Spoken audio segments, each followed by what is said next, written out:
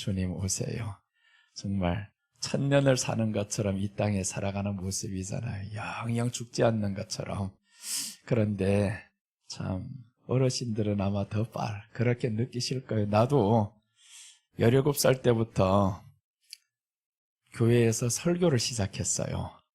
그렇게 하다 보니까 사람들이 말하는 게 항상 그래요. 아유, 애가 잘한다. 처음에는 애였어요. 그러다 아유, 젊은 친구 잘한다 이러다가 계속 젊은 친구 해가지고 그 소리가 듣기 싫어요. 사실은 어리고 젊은 게 사실인데. 그런데 끝나면 아유, 젊은 게 억지 톡톡 쳐주면서 어릴 때는 그랬단 말이에요. 그런데 이제 개척을 할 때 이제 서울에서 강남에 사는데 29살에 하다 보니까 그 딱지가 떨어지지를 않아요. 29살이면 나는 나이 있다 생각했는데, 그래서 17살 때는요 이렇게 생각했어요. 30이 언제 될까? 30만 돼봐라. 그랬는데 29살이 시작하면서 집사님들이 자꾸 와서 하는 소리가 그래요. 아이고, 전도사님, 우리 막내 아들 같아요. 이러는 거예요. 아유, 그 소리가 싫어. 또 막내 아들 같다고. 물론 자기들은 좋아서, 사랑스러워서 그러는 줄 알죠. 그런데 자꾸 막내 아들 같다니까 이게 영권이 서겠냐고요. 막내 아들 쳐다보는 것처럼 쳐다보고 있는데, 그러니까 영권이 안 서요? 그래서 그때 내가, 아버지, 40이 되게 해주세요. 40이 되면 저들이 70이 되면 그런 소리 못할 거 아니요. 그래서 이제 40이 되도록 하나님께 그렇게 기다렸어요. 근데 40 되기 전에 머리가 다 휘어지더라고요, 이상하게. 그러다가 이제 40 중반이 넘어갑니다. 이렇게 40 중반이 넘어가니까 이제는 멈추십시오. 그러고 싶어요. 금방 지나가는구나 싶어요. 너무 금방이다. 개척한 지 벌써 17년이 되니까 너무 빠른 거예요, 이게. 어떻게 벌써 이렇게 되었지. 너무 놀랍더라고요. 그래서 우리가 참 세상에 사는 게 다 그렇게 살지 않나 싶어요. 천년을 사는 것처럼, 이 땅에 영원히 사는 것처럼 살아가는데, 조금 지나 보니까 정말 30대하고 40대 다른 것처럼, 이 다음에 50이 넘어가고 60이 넘어가면 그런다잖아요. 눈 한 번 차고 뜨내면 이게 벌써 1년이 가는 것 같다고. 정말 해마다 다르다는 게 나도 알리는데, 우리 어머니들이 얼마나 알리겠어요. 1년이 지나가면 몸이 또 이게 그러니까 이게 환경에 따라서 마음이 흔들리는 게 당연한 거예요. 이게 아픈 거는 현실인데 1년이 지나가면 또 더 늙어가고, 그러니까 마음이 흔들리죠. 자꾸 이게. 그래, 참 나이 들면 들수록 육신이 약해지니까 어렵겠다 싶어요. 그런데 우리가 아무리 그렇게 약해지고 쇠해져도 우리가 사는 세상은 천년을 사는 게 아니잖아요. 얼핏 지나가더라고요. 너무 빨리 지나가는 세상. 언제 보니까 이렇게 흰머리가 다 되어가지고 이제 늙어가는 이런 쪽에 다 들어서잖아요. 나도 지금 검은 머리가 더 많은데 자꾸 흰머리 많이 생겼다고 하는 사람들이 있어요. 가서 진짜 거울 보니까 검은 머리가 더 많아요. 다 더 많은데 왜 사람들이 흰머리가 더 많다 그럴까 보니까 사람들 보기 나름이에요. 어떤 사람은 좋은 것 보고 어떤 사람은 나쁜 것 보고, 그래서 검은 머리 보는 사람들은 목사님 그래도 검은 머리 많네요 이렇게 보이는데, 흰머리만 보는 사람들 왜 이렇게 흰머리 절반이 넘어가지고 이런 사람이 있어요. 그거 진짜 절반 안 넘었거든요. 아무리 봐도 절반 넘지 않았는데 사람들이 절반 넘었다 그럽니다. 그래, 사람들 우리 시선이 부정적으로 한번 보기 시작하면 계속 부정적인 것만 보입니다. 그래서 우리는 예수님 안에서 긍정적인 것은 예수님의 사랑으로 감사하는 것밖에 없어요. 감사하다 보면 우리는 하나님 나라가 이 안에서 감사 속에서 더 커집니다. 그래서 우리나라의 하나님의 나라를 키우시기를 바랍니다. 자, 오늘 셋째를 이어가겠습니다. 우리 첫째는 요한을 껴안는 의미에서, 유독 요한이 예수님께 들어 누워버리잖아요. 이게 껴안긴단 말이에요. 그러니까 베드로는 껴안긴 게 아니라 발을 씻겨주셨다. 이거는 초보적인 신앙을 의미한다라고 했어요. 신앙 초시기에는 회개로만 이렇게 가지만, 그러다가 조금 지나면, 회개가 끝나고 나면 아빠로 인해서 힘이 생기는 거예요. 나는 우리 아빠가 있어서 든든해 이런단 말이에요. 그래서 하나님 때문에 힘을 얻었는데 거기에서 멈추면 안 된다 이거죠. 조금 자란 이후에는 요한을 껴안은 의미, 첫째는 신랑 신부의 의미다라고 했어요. 부부의 의미인데 이것은 우리가 천국에서 누릴 축복을 의미한다라는 겁니다.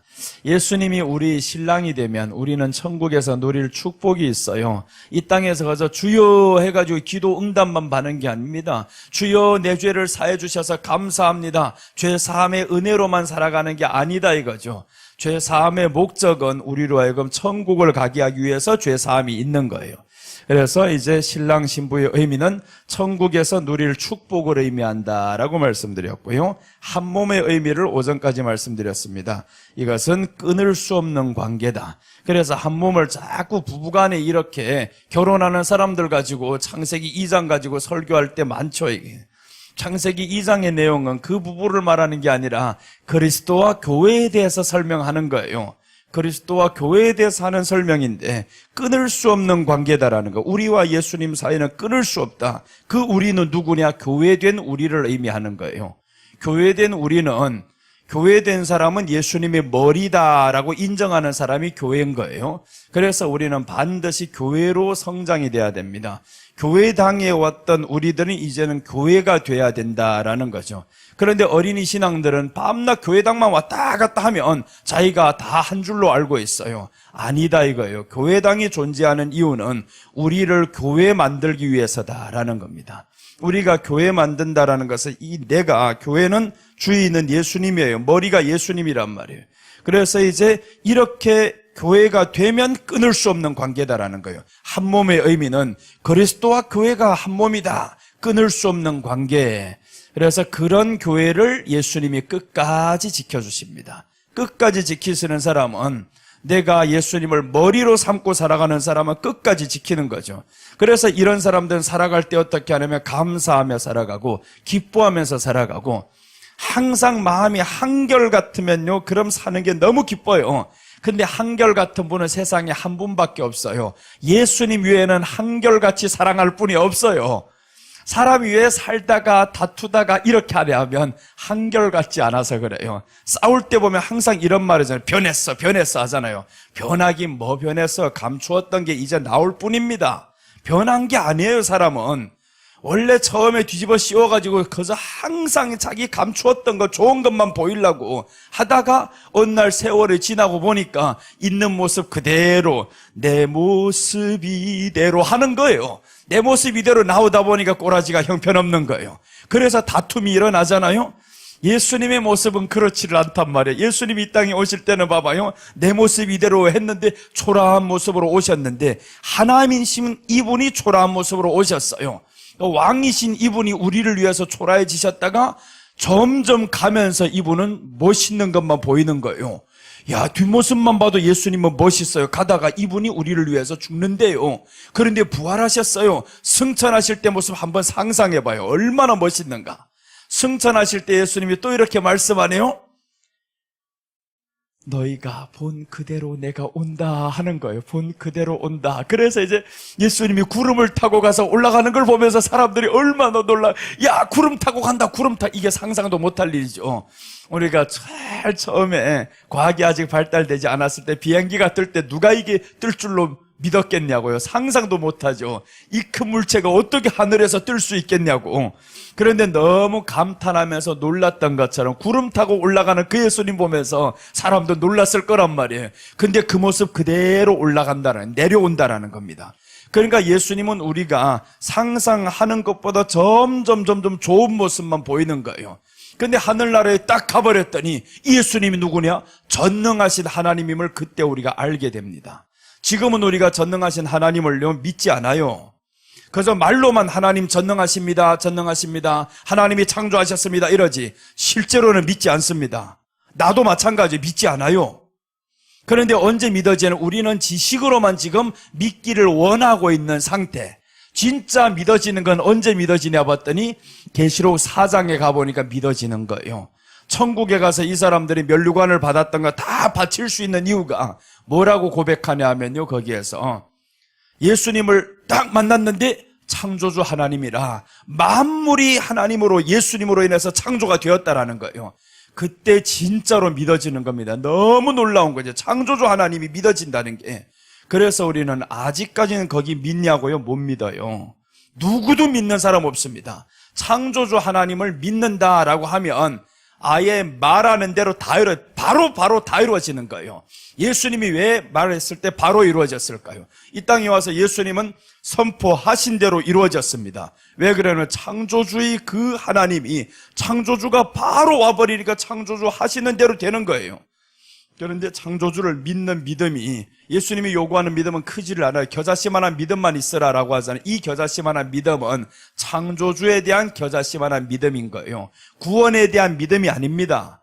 구원에 대한 믿음이 아니라 창조주에 대한 그 믿음이 겨자씨만한 건 있어도 이 산을 들어 저리로 옮기라 해도 옮겨진다는데 큰 문제를 의미해요.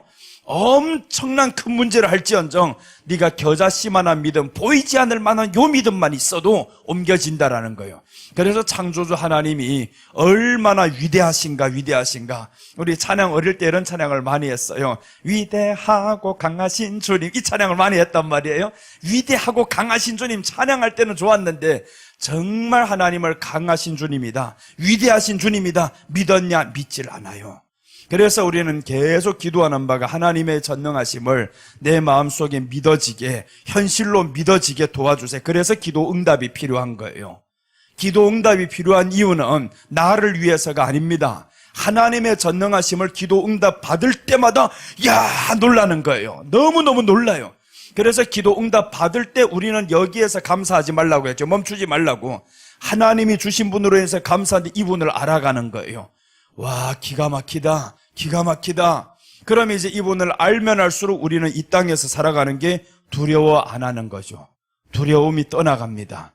그래서 하나님이 아담에게 첫 번째 나타나서 하신 말씀이 두려워하지 말라라는, 왜 두려움이 들어갔냐면 하나님의 전능하신 속성에서 이제는 네가 범죄를 했으니까 이게 믿어 앉는 거예요. 여기에서 금이 가버렸습니다. 그게 금이 가버리면 사람에겐 두려움이 와버려요. 근데 하나님의 속성을 제대로 딱 믿어버리면 두려움이 없습니다. 하나님인데. 그래서 우리가 하나님, 전능한 하나님이라고 아브라함에게 나타나시는데 그 이후로부터 아브라함이 흔들리지 않잖아요. 나는 전능한 하나님이라.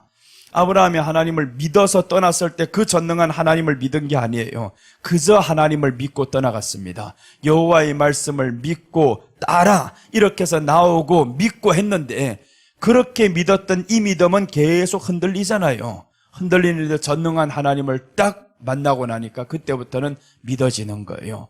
하나님이 전능하신 하나님이라고 내게 나타났으니까 아이 낳지 못하는 내가 이게 문제가 아니구나, 이렇게 이제 의심이 사라지죠.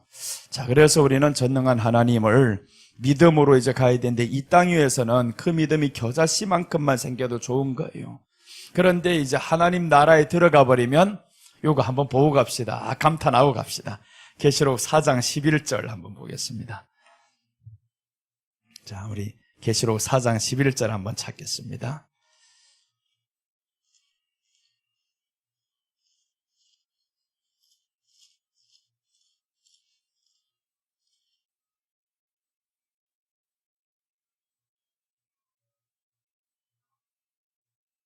천국에서 24장로들이, 생물들이 이제 하나님께 찬양하는 노래를 지금 하나님 앞에 하는 겁니다. 자, 보세요. 우리 주 하나님이여, 영광과 존귀와 권능을 받으시는 것이 합당하오니. 자, 보세요.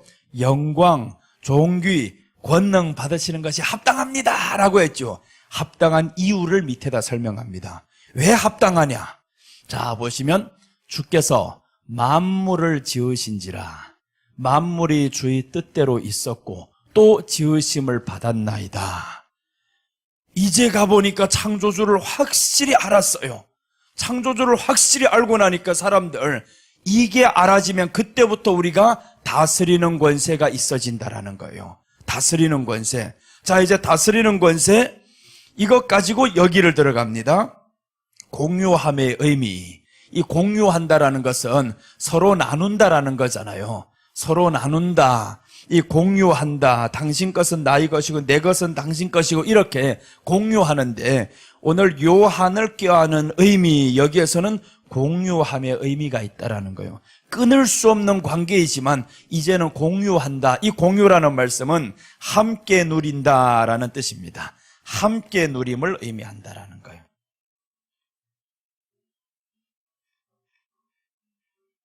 자, 우리가 이런 고백은 하지 말아야 되는 거예요. 야, 초가 삼간이라도 내가 당신과라면 함께 살겠소. 살아봐요, 살 수 있는가? 말이지 못 삽니다. 예수님이 계신 곳이라면 지옥이라도 갈래요, 가봐요. 절대 안 되는 겁니다. 함께 누린다라는 건 좋은 것 함께 누리고 나쁜 건 내가 당할게요 이래야지. 예수님은 우리와 함께 어디에서 누리냐 하면, 공유한다라는 것은 하나님 나라에서 그 나라를 공유하는데, 오늘 여기 이 찬양과 똑같은 거예요. 하나님 영광 돌리고 종귀 돌리고 이 모든 것을 하는데 하나님이 만물을 지으신지라 이러는 거. 만물을 지으신지라, 드디어 이제 하나님이 만물을 지으신 걸 딱 알아버리니까 이때부터는 하나님의 속성과 내가 공유를 하면서 이제는 같이 다스리는 겁니다. 그래서 이제 함께 누린다라고 했는데, 아니 하나님은 전능하신 분인데 우리가 함께 누리려면 그의 속성이 있어야 되잖아요. 그의 능력이 있어야지. 그러니까 하나님을 확실하게 아는 것은 언제 알아가냐 하면, 천국 갔을 때 하나님을 확실하게 아는데, 천지를 창조하신 이 하나님을 안다 이거예요. 천지를 우리 아들이 만약에 했어요. 만약에 여러분들 아들이 있으면 여러분에게 지금 100억이 있는 줄 알면 그 아들이 지금 돈을 못 벌어도 걱정할까요, 안 할까요? 우리 엄마는 내게 벌써 50억을 다 주기로 써놨어 이러면 걱정이 안 되는 거예요. 1억을 빚졌다고 울고불고 그러지 않을 겁니다. 언제 죽나 하고 이러고 있지. 안 그러겠어요, 세상은? 그러니까 사람들은 꼭 그렇다면 내게 주어질 거, 이게 확실한 것만 알면 자그마한 게 문제가 안 된다 이거예요. 근데 천국에 딱 갔는데 이제는 하나님의 전능하심을 제대로 알아버렸어요. 제대로 알아보니까, 그러니까 믿음이 확실하게 서는 거예요. 천국 갔을 때 확실한 믿음이 우리에게 서는데, 이때 가서 믿음은 구원받는 믿음이 아닙니다. 우리에게 창조주를 향한 그 믿음이 있었으니까 창조주의 능력을 제대로 이제는 믿는 거죠.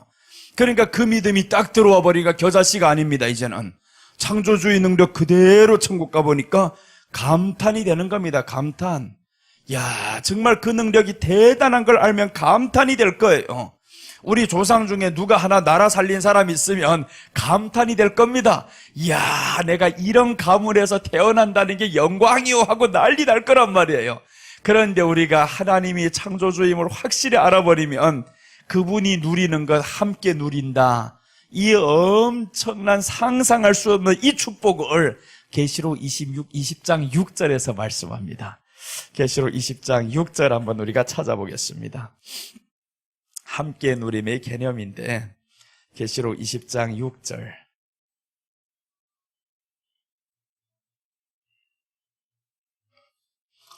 자, 보시면 이 첫째 부활에 참여하는 자들은 복이 있고 거룩하도다.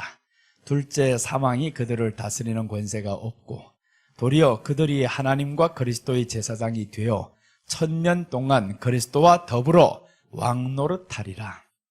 이제 더불어 왕노릇을 하는데, 자 보세요. 왕노릇 할 사람이 이렇게 능력이 없어서 하나님이 누군지, 창조주가 누군지 몰라서 이 사람이 왕노릇 하겠냐고요? 못합니다. 그리스도와 더불어 왕노릇 한다라는 것은, 함께 누린다라는 것은 이분과 속성이 같아야 함께 누릴 수 있는 거예요. 그래서 부부는 하나다라고 했잖아요. 한 몸의 의미다. 하나다. 끊을 수 없는 관계라는 것은 당신이 능력이 있음을 나는 믿어요, 알아요. 그러니까 그 능력을 알고 믿으니까 나도 그 안에서 살아가는 게 힘이 나는 거예요. 그래서 함께 누린다라는 겁니다. 우리가 천년왕국에 들어가서 1000년 동안 함께 누린다. 이거 상상만 해도 얼마나 좋아요. 정말 짧은 세상에 1000년을 살 것처럼 살아가는 것보다 실제로 1000년을 누리는데 1000년 동안 함께 더불어 왕노릇하리로다. 상상만 해도 기가 막히잖아요. 그런데 이제 저기 들어가기까지는 해야 할 것이 있어요. 저기 들어가기까지는 세상에서 아주 달콤하면서도 듣기 싫은 말이 있습니다. 동고동락을 해야 됩니다. 같이 고난을 받고 같이 낙을 누리고, 이 땅에서는 하나님이 고난이 있으리라 라고 말씀을 했어요. 우리 요한복음 16장 33절 한번 보겠습니다.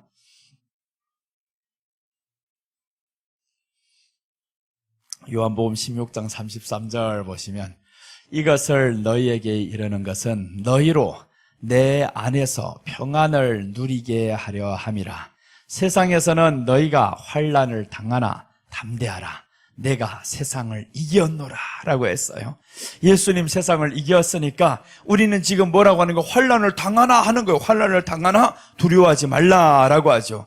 그러니까 우리가 여기에서는 이 땅에서는 함께 고난을 당한다라는 거예요. 예수님과 함께. 예수님이 고난을 당하고 고난을 이겼어요. 그럼 우리도 지금 세상에서는 고난을 당하나라고 하죠. 당한다 이거예요. 고난은 있습니다. 그러나 담대하라 하잖아요. 예수님이 이겼기 때문에 우리는 이 고난에서 절대 지지 않습니다. 질 수가 없습니다. 저들이 내 생명을 빼앗을 수가 없어요. 하나님의 때가 되면 데려가면 데려가지 저들이 내 생명을 빼앗을 수 없어 이거예요. 그래서 우리는 담대하라 예수님이 말씀했어요. 너희가 환난을 당하나 담대하라는 거예요. 두려워하지 말고 바로 내가 세상을 이겼다. 이게 바로 동고입니다. 동고. 예수님과 함께 동고를 하는 게 고난을 같이 함께 누린다. 이렇게 해서 고난 속에 있으면서도 불구하고 우리는 평안을 누리게 하려 함이라 라고 했어요. 평안을 누리게 한다. 그래서 그 평안은요, 예수님의 능력을 이 땅에서 조그만큼만이라도 알면, 예수님이 그래서 겨자씨만한 믿음만이라도 있어라. 그럼 너 두려워하지 않고 살 건데, 겨자씨만한 믿음만 있어도 두려워하지 않고 살아갑니다. 그래서 우리는 두 가지 믿음을 다 구해야 되는 거예요. 구원받는 은혜의 믿음은 하나님이 주셨어요. 구원의 감격의 믿음을 하나님이 주셨는데 어떤 믿음은 안 주셨냐 하면 겨자씨만한 믿음은 그분을 알면 알수록 이 믿음이 커져갑니다. 그래서 하나님이 우리가 믿음이 성장해야 된다, 성장해야 된다. 이 믿음은 어떤 믿음이냐 하면 하나님을 알아가는 믿음, 전능하신 하나님을 알아가는 믿음. 이분을 알아야만이 우리가 내게 있는 것을 그분께 드릴 수가 있어요.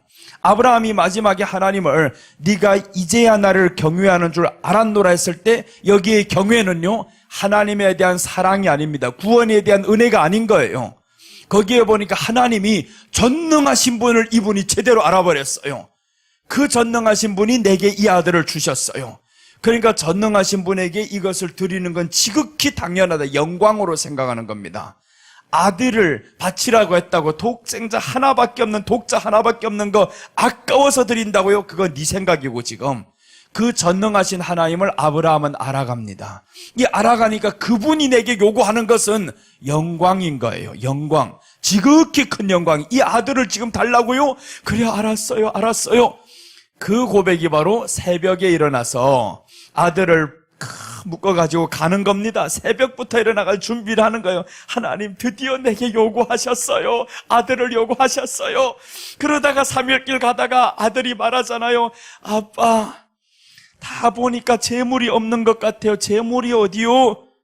말 말고 따라와라. 하나님이 다 아신다.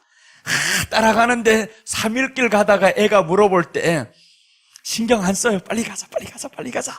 그리고 나서 거기 가서 제단을 딱 잡고 눕혀놓는데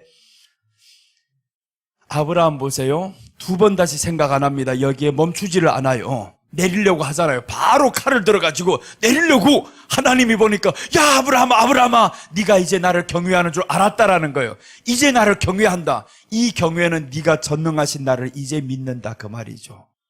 아브라함이 구원의 믿음은, 십자가의 믿음은 언제 받냐 하면 창세기 14장에서 받아요. 이 사람이 십자가에 대한 믿음, 그 믿음은 그때 받고 전능하신 하나님을 아는 믿음은 평생토록 가면서 배워가는 겁니다. 그런데 전능하신 하나님을 안다고요? 절대 모릅니다. 믿지도 않아요, 사람들이. 그것만 믿어지면 세상 살아가는 게 근심과 걱정이 없어요. 그 전능하신 하나님 겨자씨만한 것만 믿어져도, 예수님이 얼마나 한심하면 겨자씨만한 걸 말해도 좀 제발 믿어라 하겠습니까? 그 정도도 이게 그만큼 하나님의 능력이 크다라는 거죠. 하나님의 전능하심이 그만큼 크니까 너 겨자씨만한 거 보이지 않는 요 씨앗 있지, 요만한큼만 알아도 너는 살아가는데 문제 없다라는 거예요. 이 산을 들어 옮겨서 바다에 던져지라고 해도 던져진다잖아요. 이 엄청난 큰 어려움을 던져진다 해도 던져진다. 그러니까 하나님에 대한 속성, 이 전능하심을 함께 누리는데 여기에서 함께 누린다. 그러니까 우리가 여기에서 누리는 것은 상상 못합니다. 이 땅에서 얼마나 큰 걸 다 줘봐도 여기 거는 상상 못하는 거예요. 이때는 하나님을 전능하신 이 하나님을 완전히 알면서 누리는 이 천년왕국이니까 아무도 빼앗을 수 없어요. 자, 우리가 그래서 이 땅에서는 예수님 구원의 은혜 참 중요합니다. 구원의 은혜도 우리 안에 넘쳐야 되겠죠. 구원해 주셔서 감사합니다. 나 같은 죄인 구원해 주셔서 감사합니다. 여기에 덧붙여서 하나님의 전능하심을 알아가야 살아가는 게 힘이 나요. 구원의 은혜만 가지고 힘나는 게 아닙니다. 구원의 은혜는 세상 사람들 몰라요. 그걸 부러워 안 해요.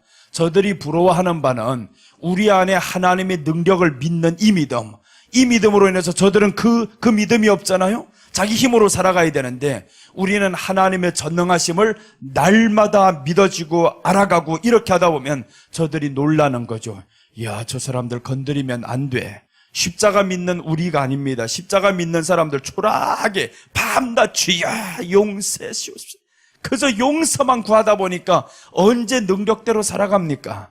그래서 우리 십자가의 능력은 이 안에서 딱 멈추고 이 안에 두 개 만들고 이제는 십자가의 은혜 감사합니다 이러고는 이제는 구해야 될 것이 있는데 큰 믿음을 구하라고 하잖아요. 자, 요한복음 14장 12절 한번 보겠습니다. 요한복음 14장 12절 보시면 이 큰 일을 하리라 하는 거에 대해서 지금 예수님이 제자들에게 말씀을 하시는데,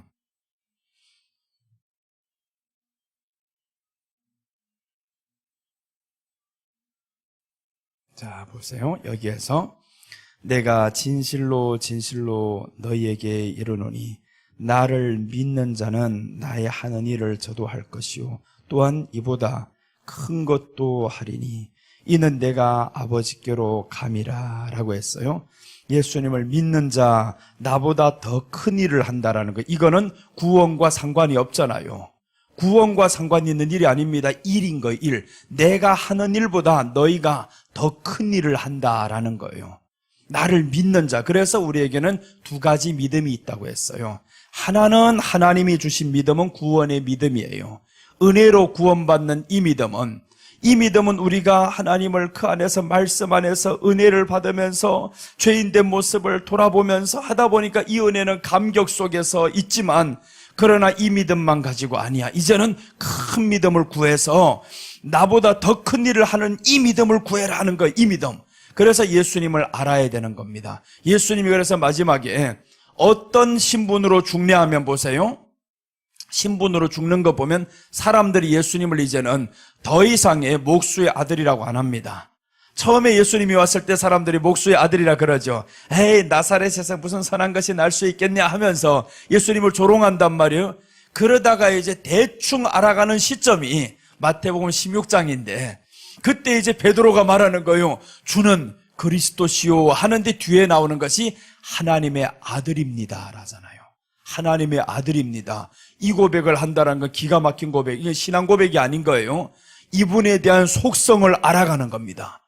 신앙 고백은 언제 이루어지냐면 여기에 주는 신앙 고백이 아닙니다. 여기에 주는 너는, 당신은 이런 말인 거예요. 너는, 당신은, 이건 신앙 고백이 아닙니다. 그런데 베드로의 신앙 고백은 요한복음 21장이 베드로의 신앙 고백인 거예요.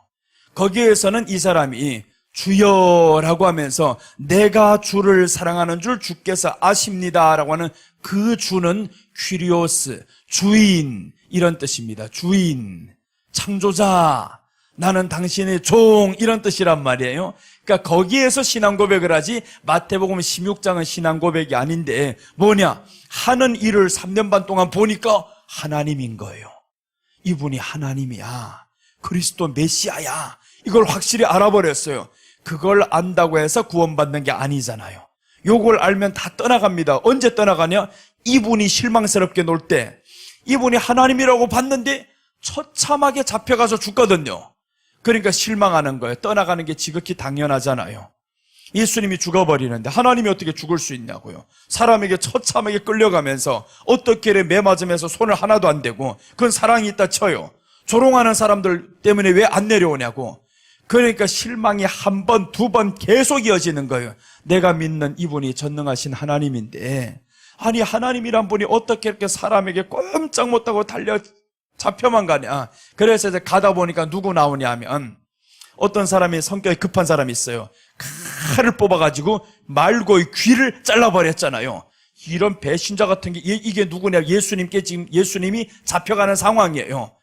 이 사람은 확신을 했지. 잡혀가다가도 이분은 한 번만 힘쓰면 삼손처럼 이거 다 풀고 넘어가지.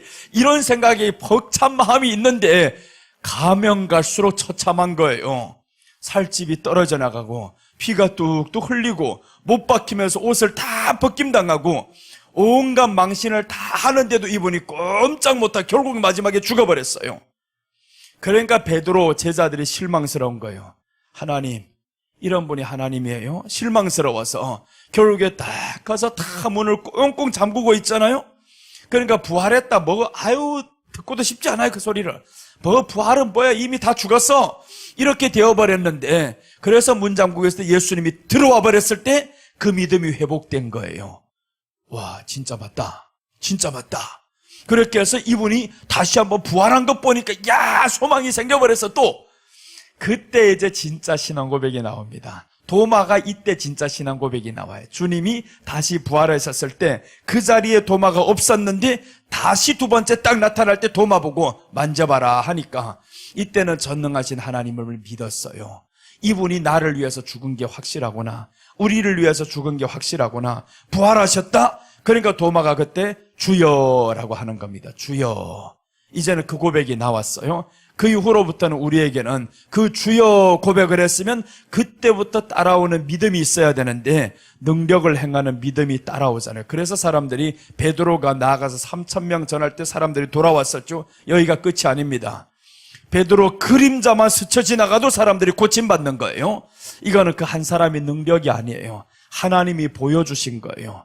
하나님의 속성을 이 사람이 확실히 믿었단 말이에요. 베드로가 보니까 야, 죽은 자 가운데 살아나게 확실해. 내가 그분에게 발씻김을 당했었고 그분이 이제 십자가에 달릴 때 나는 저주하고 떠났었고 너무 확실한 거예요, 자기가 했던 일에 대해서. 그러니까 이분이 믿어지는 겁니다. 하나님이라는 사실을 믿어지니까 이제는 내 목숨을 바칠 수 있는 거예요. 그분을 위해서라면 나는 할 수 있어. 그런데 그분과 우리가 함께 누린다라는 거죠. 이 전능하신 하나님과 이제 함께 누리는 세월이 1000년 동안 함께 누린다라는. 그래서 나는 찬송할 때 천년을 사는 것처럼 할 때 기가 막히게 신나요. 천년을 사는 것처럼 땅에서는 그렇게 살지 않아도 그러나 이제 하늘나라에 가서는 천년을 주님과 함께 살리라, 이 생각만 하면 흥분을 가라앉힐 수가 없어요. 야, 1000년이라는 세월 주님과 함께 다스리면서 살아가는 게 마음고생 없단 말이에요. 그때는 그 능력이 붙어버리면 누구도 꼼짝 못합니다. 아담이 창조함을 받고 하나님이 모든 만물을 아담에게 다 가져오잖아요. 이게 아담이 이름을 짓는 대로 되니라 했어요. 아담이 부르는 대로 이게 모든 게 이름이 지어졌단 말이에요. 이 능력이 지금 우리에게 오는 거예요. 아담에게 주신 이 능력이 이제 우리에게 회복이 되고, 이게 함께 누림입니다. 함께 누림. 자, 이제 다시 한번 성경 보겠습니다. 계시록 21장 4절 한번 봅니다.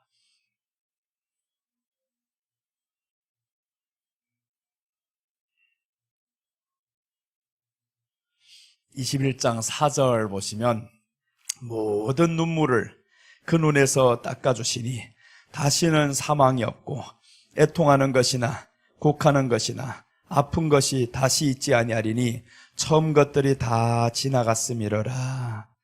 처음 것들이 다 지나갔대요. 이제는 다시는 눈물을 그 눈에서 이제 흘릴 일이 없다, 닦아주신다. 그래서 우리가 이 땅에서는 눈물을 좀 흘리는 게 좋아요. 눈물 닦으려고 해봤더니 주님이 너 눈물이 없네 이거. 닦을 눈물이 없어 이거. 그러면 안 되잖아요. 울 일이 얼마나 많아요. 살다 보니까 주님 믿으면서 당하지 않을 고난도 당해야 되고 별 마음고생 안 할 것도 해야 되고 별의별 일 다 있어요. 그래서 이 땅에서는 세상에서는 환난을 당하나라는 거, 환난을 당합니다. 그러나 환난을 당하나 평강이 있을지어다 하잖아요. 내가 네게 평강을 준다. 환난을 당해도 두려워하지 말라. 별것 아니야. 이렇게 주님이 말씀한단 말이에요. 그래서 오늘 여기에 보면 몇 가지를 우리에게 주시는 축복이 있죠. 사망이 다시는 없다라고 했어요. 다시는 죽지 않는다. 죽음의 공포가 이제 떠나가는 거죠. 그리고 이제 뒤에 보면 애통하는 것이나 곡하는 것이나 아픈 것이 아픈 것이 없으면 참 좋겠어요. 아픈 것이 없다 하는 게 기가 막힙니다. 아픈 것이 없다고? 이게 무슨 소리냐고. 아픈 것이 없다라는 게 어디 아파도 아픈 건 다 똑같아요. 발가락이 아파도 아픈 건 진짜 똑같더라고요. 그 고통은 다 똑같습니다. 어디 아픈 거나. 이빨 아픈 게 제일 힘들 것 같았는데 또 다른 데 아파 보니까 그것도 또 힘들어요. 어디 아프나 아픈 거는 다 마찬가지구나. 고통을 느끼는 건 몸이 느끼니까 똑같구나.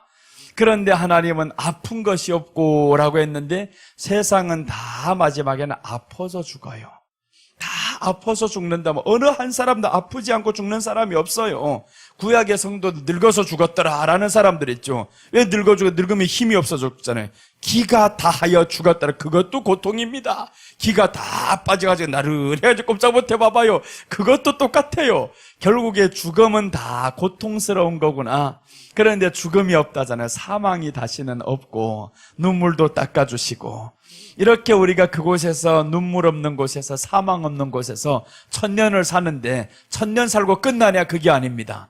천년이 끝난 뒤에는 영원 세계로 들어갑니다. 이제 영원 세계로 들어간다는 것은 이건 또 상상도 못하죠. 천년을 주님과 함께 다스리는 것도 좋은데 이제는 이대로 영원 세계로 들어가 버리니까 그래서 우리가 놓쳐서는 안 될 것이 바로 이 세상의 삶인 거예요. 이 세상의 삶을 통해서 우리가 저기에서의 천년과 영원 세계를 이어가는 것이 이 세상에서의 믿음이고 이 세상에서의 삶인 거예요. 그래서 우리는 세상에서 너희가 환난을 당하나 담대하라 라고 하죠. 담대하라. 그 나라를 보지 않으면 이 땅에서 담대할 수가 없습니다. 그 믿음으로 어떻게 담대합니까? 우리가 아무리 해봐봐요. 아픈 거는 여전히 아파요. 힘든 건 여전히 힘들어요. 그런데 우리 소망이 하나 있다면 나는 저기 거 내 거야. 저기가 보이면 그때부터 이게 무섭지 않아요. 그래서 우리가 함께 누린다라고 합니다. 오늘 요한을 껴안는 의미는 공유함의 의미인데 함께 누립니다. 이 땅에서도 우리가 울고 있으면 예수님이 오셔서 위로를 하셔요. 울고 있어요. 같이. 내가 울고 있을 때 주님 하고 이렇게 울고 있으면 그래서 우리가 울 때에도 누구를 찾아야 되냐면 형식으로라도 주님의 이름을 불러야 돼요. 자꾸. 그래서 주여 주여 주여 주여 이렇게 주님의 이름을 부르다 보면 주님이 다 들으시잖아요.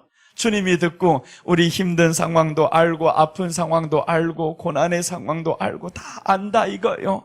다 아니까 이제 우리가 누릴 때면 얼마나 좋겠어. 주님의 위로가 가득하고 그래서 영원을 함께 누린다는 것은 영원은 말로 표현할 수 없는 행복입니다.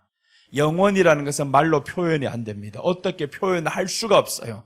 그래서 사도 바울과 요한이 천국에 갔을 때 표현을 못한 겁니다. 사도 바울이 삼층천에 갔다 왔었죠. 삼층천에 딱 갔다 와서 아무 말도 못합니다. 어떻게 말하냐면 그저 내가 몸 밖에 있었는지 몸 안에 있었는지는 모르겠다라는 거예요.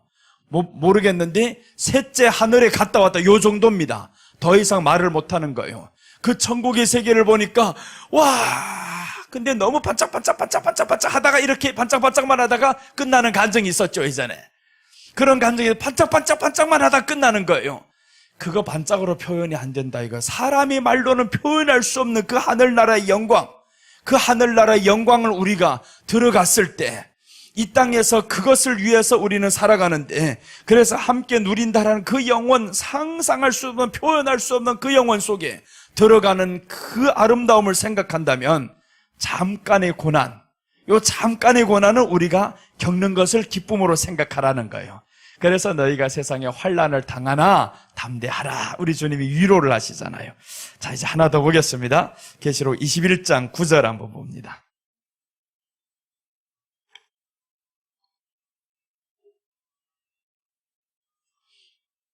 21장 9절 함께 보겠습니다. 9절 보시면 일곱 대접을 가지고 마지막 일곱 재앙을 담은 일곱 천사 중 하나가 나와서 내게 말하여 이르되 이리 오라. 내가 신부 곧 어린 양의 아내를 내게 보이리라 하고. 자, 됐어요. 봐요. 어린 양의 아내를 보이는데 이게 함께입니다. 함께. 일곱 인을 가진 일곱 대접, 저기 보니까 이렇게 말씀하죠. 일곱 대접을 가지고 마지막 일곱 재앙을 담은 일곱 천사 중 하나가 있다는, 마지막, 요 마지막 재앙 하나만 쏟아버리면 이제는 끝나버리는 거예요. 그런데 주님이 보여주시는 거예요. 봐라, 이렇게 이제 쏟으려고 하는데 보라는 거예요. 이리 오라, 내가 신부 곧 어린 양의 아내를 내게 보이리라. 이 어린 양의 아내 신부가 뭐겠어요?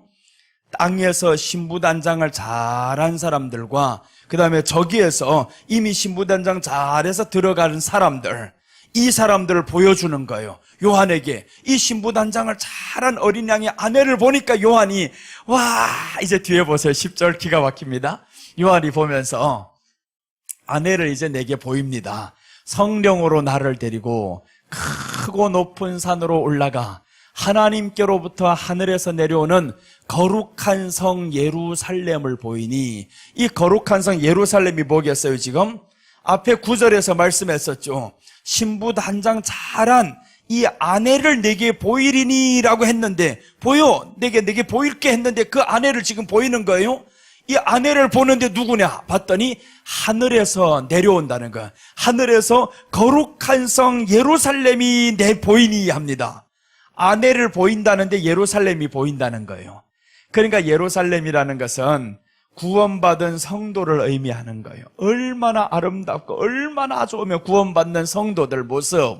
그러니까 9절과 10절 요거 이어보면 이렇게 해석이 되는데 11절 한번 봅니다.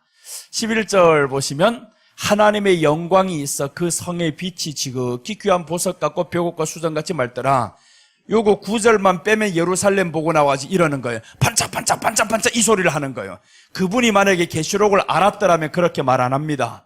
구원받은 성도들의 모습이, 야, 빛이 반짝반짝, 말도 못해. 구원받은 사람들이 모습이 반짝이는 거지 천국의 모습을 보고 하지 그런 게 아니에요. 이 사람은 누굴 가서 못 만났냐?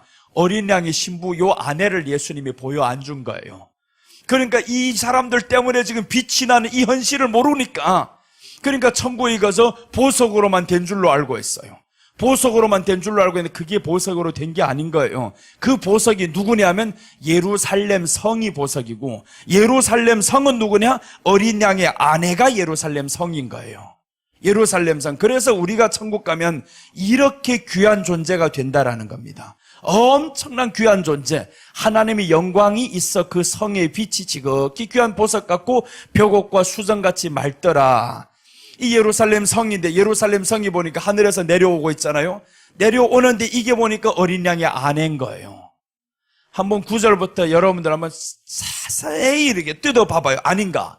어린 양의 아내 보일게 하는데 보여주는 건 뭘 보여주셨냐면 성이 내려오는 걸 보여줍니다. 다시 한번 우리가 천천히 한번 갑시다. 봐요. 아닌가? 요대로 보면 이제 다른 소리를 못해요. 자, 누구도 다른 소리 못하게 이제 일곱 대접을 가지고 마지막 일곱 재앙을 담은 일곱 천사 중 하나가 나와서 내게 말하여 이르되 이리 오라, 내가 신부 곧 어린 양의 아내를 내게 보이리라 하고, 자 보세요. 신부 곧 어린 양의 아내를 내게 보여줄게 라고 했단 말이에요. 이리고 어떻게 하냐, 이제 데리고 갑니다. 그래, 아내 보여줄게 하고 이제 10절이 이어지는 거죠. 성령으로 나를 데리고, 이제 보세요, 아내를 보여준다 하고 데리고 가죠. 아내 보러 간다. 예수님 어린 양의 아내 보러 간다. 아내를 보러 가는데 누구 나타나냐? 크고 높은 산으로 올라가 하나님께로부터 하늘에서 내려오는 거룩한 성 예루살렘을 보이니. 맞아요, 안 맞아요? 거룩한 성 예루살렘이 누구예요? 지금 어린 양의 아내다라는 거. 어린 양의 아내. 그래서 구원받은 성도를 표현하는 것이 거룩한 성 예루살렘을 표현하는 겁니다. 아니, 사람을 놓고 나가지고 뭐 빛이다 어쩌다 이렇게 가지고 표현이 잘 안 되잖아요. 그래서 이제 뒤에 보면 거룩한 성 예루살렘을 보이니 했는데 어린 양의 아내 보여줄게 와봐라 해놓고 이 성을 보여주는 거예요. 그 성이 바로 어린 양의 아내의 모습을 그리는 겁니다. 그래서 이제 11절은 성에 대해서 설명하는 거예요. 성에 대해서. 그래서 예루살렘의 성을 설명하는 것은 곧 어린 양의 혼인잔치에 들어가는 이 아내를 설명하는 것이 바로 11절이다라는 거예요. 우리 모습입니다. 우리 모습. 그래서 천국 가서 우리 모습이 이렇다라는 거죠. 그 성의 빛이 지극히 귀한 보석 같고 벽옥과 수정같이 맑더라. 그래서 저희 가서 빛이 반짝반짝하는 거 보고 온 사람들 누굴 본 거예요 지금? 구원받은 성도를 만나고 온 거예요. 그런데 자기들은 뭐만 봤다라는 거예요? 빛이 반짝반짝반짝하는 거만 봤다. 왜 빛만 봤냐 너는? 모세가 시내산에서 내려올 때 보세요. 빛이 났었죠. 빛이 났었는데 너무 빛이 나니까 어떻게 하냐면 수건을 쓴 겁니다. 사람들이 못 보는 걸 죄인들이 눈으로는 보지 못합니다. 요한이 땅에 있다가 천국에 올라가 버리니까 너 땅에 있는 이 신분이 이제 천국에 와서 이 사람들을 네 맨눈으로 못 본다 이거예요. 그러니까 하나님 예루살렘을 보여주면서 야 빛이 있다 빛이 있다. 오늘날의 사람들 다 천국 갔다 와가지고 똑같은 말 합니다. 반짝반짝 야 거기는 보석이 어떻게 많은지 네가 똑바로 해. 내가 가면 그거 보고 오는 거 아닙니다. 나는 천국에 대해서 이렇게 딱 아니까 이 빛에 대해서 안단 말이에요. 이제 이 빛이 사람이었구나. 구원받은 사람이었구나. 아브라함? 순교한 사람? 그래 가면 내가 가면 이제 그런 사람만 만나고 오죠.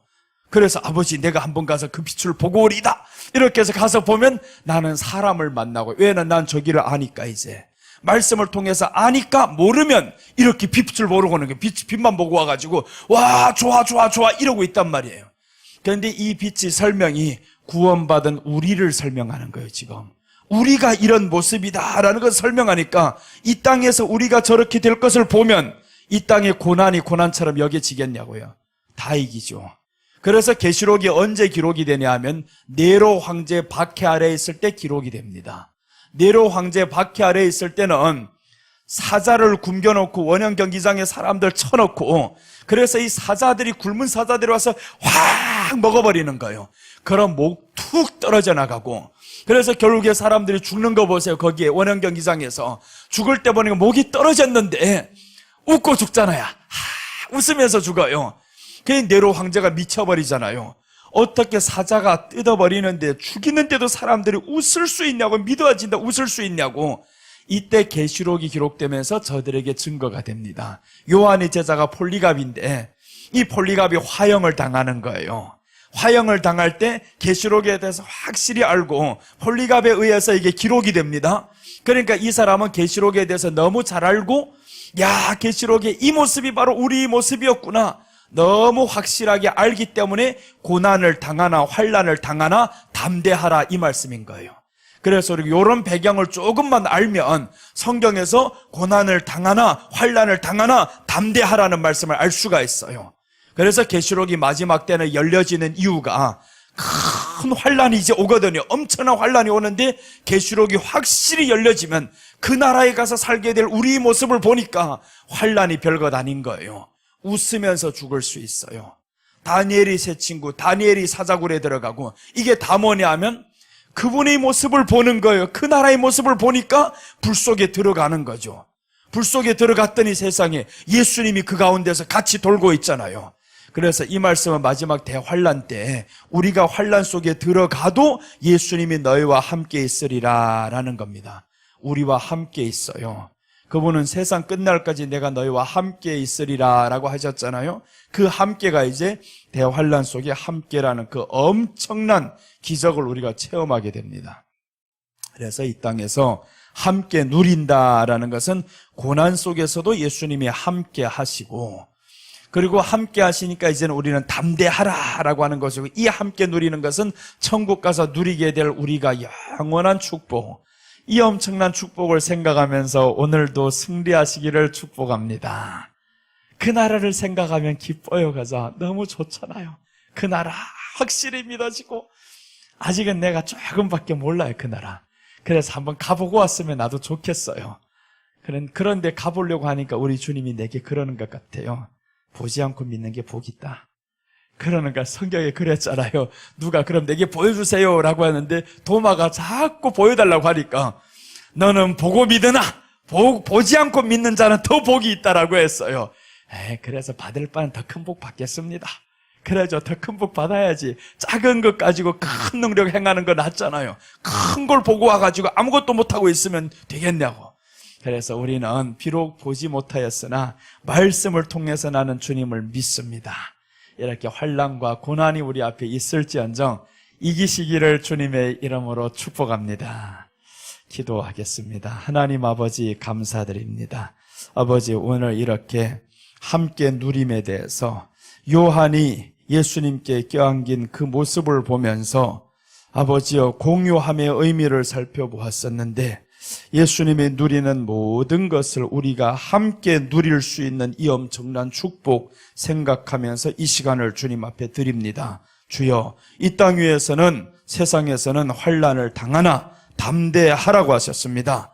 아버지, 지금 겪고 있는 모든 일들을 주께서 보셨사오니 이제 우리에게 담대함을 주시옵소서, 이겨나가게 하여 주시옵소서, 갑절의 영감과 능력을 허락하여 주옵소서.